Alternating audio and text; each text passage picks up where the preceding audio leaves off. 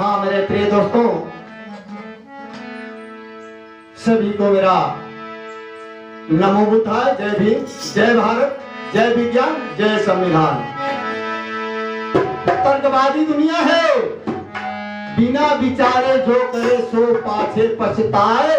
काम बिगाड़ो आपनो जग में होते हंसाए। इसके लिए कहना है, जब तक जानो नहीं कुछ मानो नहीं।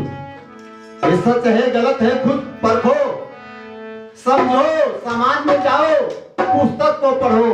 नहीं तो आजकल ऐसे ऐसे महान भाव निकल गए हैं, कहीं मुंह पीलिया सब बीमारी दूर हो जाए। इसलिए कहना है कि तुम बढ़िया, कि तुम बढ़िया देवल करी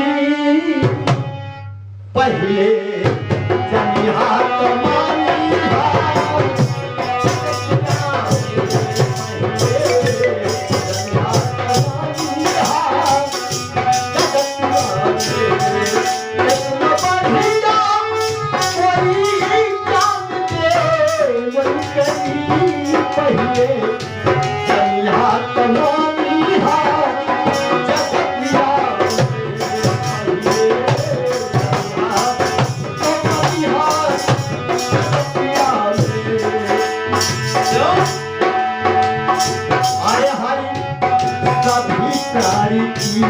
होती एक माता है, हर सभी प्राणी होती है एक माँ।